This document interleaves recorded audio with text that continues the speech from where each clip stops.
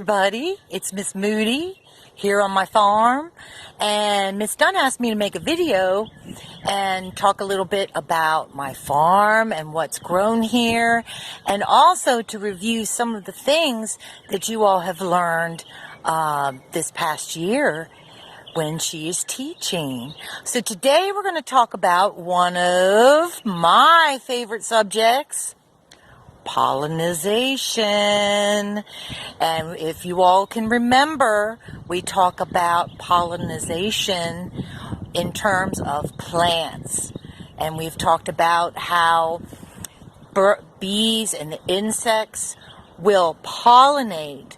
They'll carry pollen from one flower to another in order to pollinate the plant and to bring about fruiting and more flowers.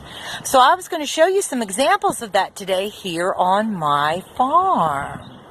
So first off, we're going to start, because everybody's had apples. We have apples at lunch every day. But have any of you actually ever seen an apple tree and apple flowers? So that's going to be our first pollination that we look at today. So right behind me I have an apple tree, and I'm going to turn the view around and show you closer some of the apple blossoms, and then we're going to take a look at some other fruits that I have here on my farm. Alright, so the first thing we're going to do is switch this around, and then you all can see.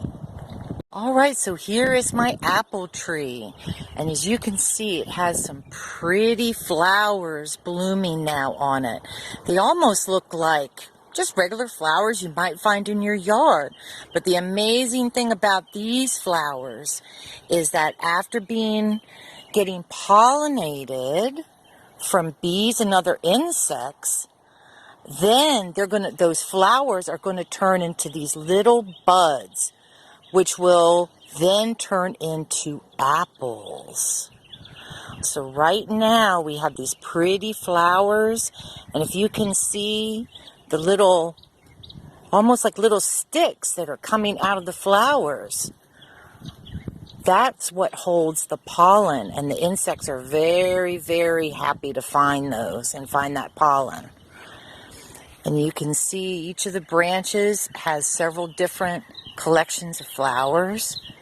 And so hopefully by the fall, all these little flowers are going to turn into apples.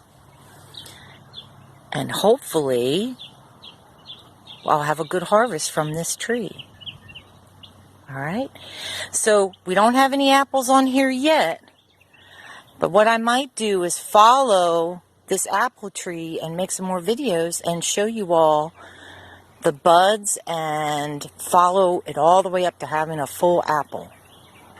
Okay, now we're going to walk over to another tree. Alright, so here's our next fruit, and this is a pear tree that I have in my yard. It's pretty big. There's kind of my car, and you can see how large it is compared to my car.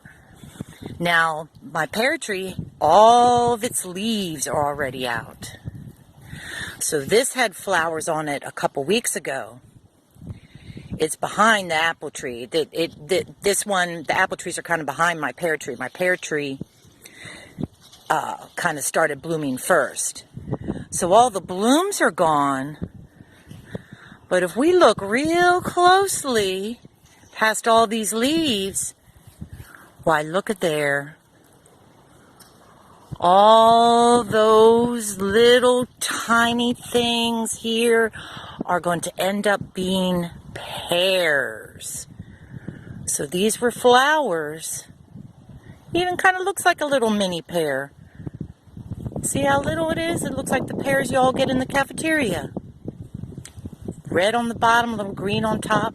But look how small they are in my hand. So they haven't finished growing yet. But everywhere that you see a pear, there used to be a flower not too long ago. And then the flower was pollinated and fell off, and a little bud developed, and that bud turned into this. with these little pears. And see, you kind of have to lift up the leaves and you can find them. So again, what I'll do is I'll continue filming and taking videos, and we'll watch the pears get bigger and bigger and bigger until they look like the pears that everybody has in the cafeteria and eats at lunchtime. Pears are one of my favorite things. There's some more. So again, we'll have to wait for them to get big enough.